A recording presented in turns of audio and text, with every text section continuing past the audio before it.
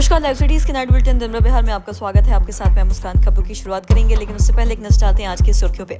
पटना में एनडीए की बड़ी बैठक। तेजस्वी ने बिहार के अधिकारियों पर लगाया बड़ा आरोप। तेजस्वी अपने विधायकों से क्राइम करवाते हैं, संजय जायसवाल का गंभीर आरोप। पटना में 17 अप्रैल को महागठबंधन की बड़ी बैठक, सीएम फेस पर हो सकता है फैसला। जेडीयू की ओर से कल पटना में भीम संवाद कार्यक्रम का आयोजन। पशुपति पारस 14 अप्रैल को बड़ी घोषणा करेंगे। आरजेडी एमएलए रीतलाल यादव की पत्नी बोली हत्या करने आई थी पुलिस। बिहार में निगरानी ने चलाया 21 शिक्षकों पर कार्रवाई का डंडा। पटना में बीच सड़क पर युवक को गोलियों से भून डाला। बिहार में बारिश का अलर्ट, सीएम से चिराग की अपील। अब खबरें विस्तार से। पटना में एनडीए की बैठक हुई। बीजेपी ऑफिस में हुई इस मीटिंग में एनडीए के दलों के बड़े नेता शामिल रहे। तो वहीं बता दें कि केंद्रीय कृषि मंत्री शिवराज सिंह चौहान भी इसमें शामिल हुए थे। तो वहीं बैठक में बिहार चुनाव पर मंथन के साथ साथ पीएम मोदी के बिहार दौरे पर भी चर्चा हुई। और वहीं बैठक को लेकर जेडीयू के कार्यकारी राष्ट्रीय अध्यक्ष संजय झा ने ये भी कहा है कि पीएम के मधुबनी दौरे को लेकर मीटिंग हो रही है और ये दौरा ऐतिहासिक इसलिए भी है क्योंकि केंद्र का मिथिला पर विशेष ध्यान रहा है।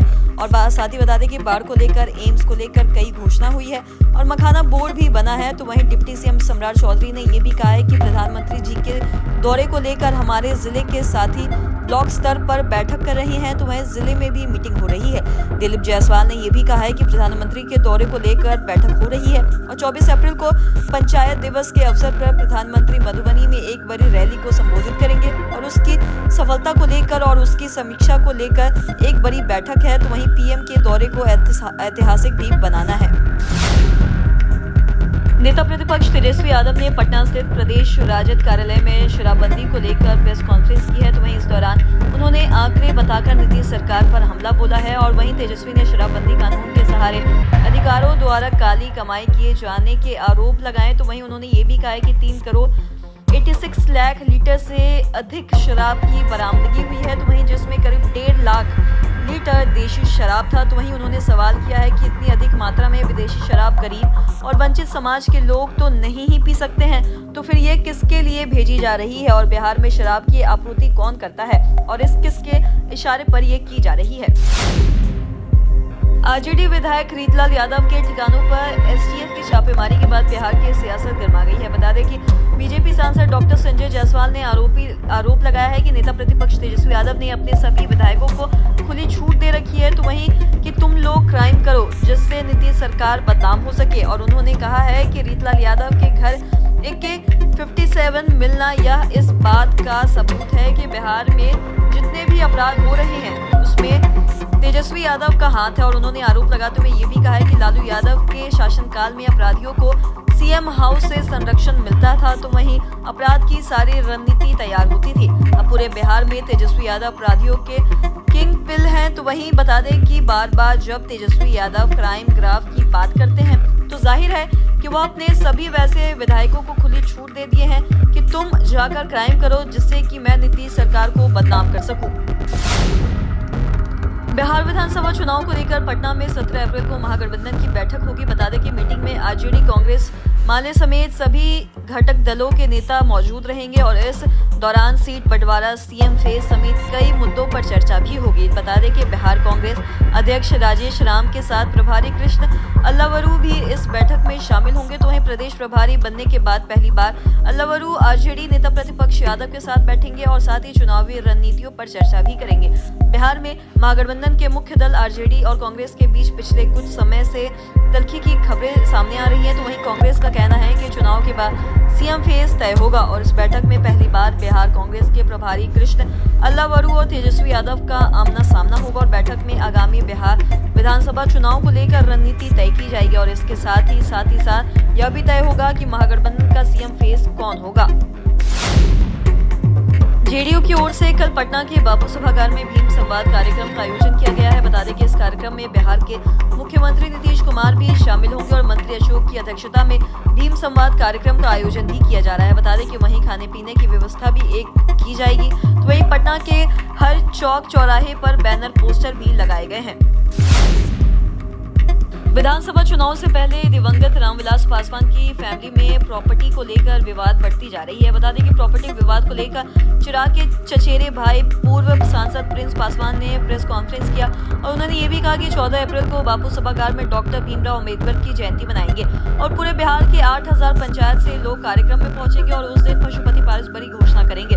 बता दें कि लालू यादव के साथ चुनाव लड़ने के सवाल पर प्रिंस ने ये भी कहा है कि इस पर अभी कोई फैसला नहीं हुआ है और 14 तारीख को औपचारिक घोषणा करेंगे। फिलहाल अपनी तैयारी कर रहे हैं और साथ ही हर जिला में पार्टी को मजबूत कर रहा है। बता दें कि जनता जो कहेगी वही करेंगे। वहीं चिराग पासवान पर निशाना साधते हुए उन्होंने कहा कि पहले परिवार अलग हुआ, फिर पार्टी टूट गई और उस समय उन्होंने सारी जमीन को अलग अलग कर दिया, तो वहीं हाजीपुर वाली जमीन भी ले लिए। बता दें कि पार्टी के नाम पर कृष्णापुरी में जमीन थी और उसे भी ले लिए। बता दें कि फिर किस मुद्दे पर बंटवारा करेंगे। प्रिंस ने आगे कहा है कि बड़ी माँ बहुत ही सीधी है, उनको जो कहा जाता है वो वही करती है, सब कुछ उन्हीं का है। और साथ ही अगर बड़ी माँ की तबीयत खराब थी तो उन्हें दिल्ली क्यों नहीं लेकर गए। हेलीकॉप्टर से चिराग पासवान फोटोशूट करते हैं लेकिन इलाज के लिए लेकर नहीं जा सकते हैं। दानापुर में राजद विधायक रीतलाल यादव की पत्नी रिंकू देवी ने यह भी कहा है कि पुलिस उनके पति की हत्या करने की नियत से आई थी, तो वहीं पुलिस की ओर से घर में आतंकवादी या फिर नक्सली को पकड़ने जैसी कार्रवाई की गई। बता दें कि पुलिस ने घर का कोना कोना खंगाला है और बाहुबली विधायक की पत्नी ने शनिवार को पीसी में पुलिस पर आरोप लगाए हैं और कहा है कि रिंकू देवी ने बताया कि पिछले 6 महीने से पुलिस उनके पति के पीछे लगी हुई है और पुलिस की योजना थी कि घर में हथियार दिखाकर उनके पति को बर्बाद कर दिया जाए। साथ ही पुलिस ने AK-47 की सूचना के आधार पर छापेमारी का कारण बताया और छापेमारी के समय घर में केवल रिंकू देवी और उनकी बेटी और एक बेटा मौजूद थे।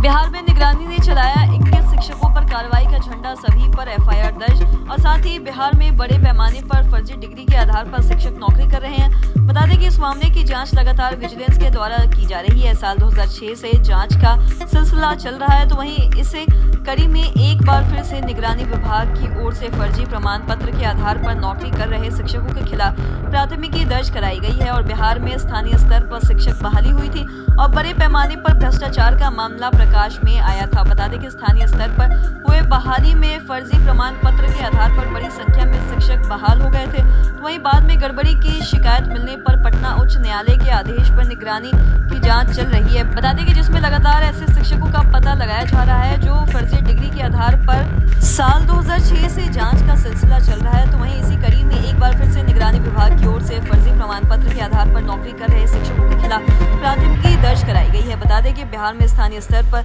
शिक्षक बहाली हुई थी और बड़े पैमाने पर भ्रष्टाचार का मामला प्रकाश में आया था।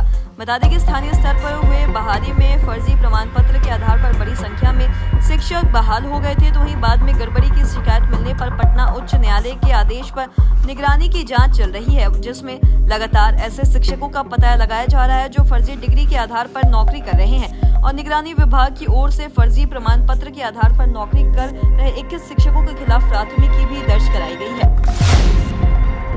पटना का मसौड़ी इलाका एक बार फिर से गोलियों का तरतराहट से दहल चुका है। बता दें कि दिन दहाड़े पावर ग्रिड के नजदीक जहानाबाद रोड में एक युवक को बेलोरो से आए हुए अपराधियों ने गोलियों से भून डाला और उसे 5 गोली मारी गई है, तो वहीं युवक की घटनास्थल पर ही मौत हो गई। बता दें कि वहीं इस वारदात के बाद तमाम दुकानदारों ने अपनी दुकानों का शटर गिरा दिया और मृतक अपने पिता के साथ कपड़े की दुकान चलाता था, तो वहीं 2-3 महीने पहले से उसने जमीन खरीदी का काम भी शुरू किया था। ऐसे में आशंका जताई जा रही है कि जमीन के विवाद में ही उसकी हत्या हुई थी। बिहार में बारिश का दौर जारी है, तो वहीं आंधी वज्रपात की चपेट में आकर पिछले दिनों 80 लोगों की मौत हो गई और बिहार के कई जिलों में बारिश का अलर्ट जारी है। बता दें कि मौसम विभाग ने अगले 3 दिनों के मौसम का पूर्वानुमान जारी किया है, तो वहीं 15 अप्रैल तक बिहार के किन जिलों में बारिश के आसार है, इसकी जानकारी मौसम विभाग ने दे दी है। तो वहीं IMD पटना के अनुसार 15 अप्रैल तक लगभग सभी जिलों में बारिश के आसार है। किसी जिले में कुछ स्थानों पर तो वहीं कहीं अधिक जगहों पर बारिश की संभावना है। रविवार को बिहार के पूर्व मध्य हिस्से के जिले में वज्रपात के भी आसार है, तो वहीं सोमवार और मंगलवार को मेघ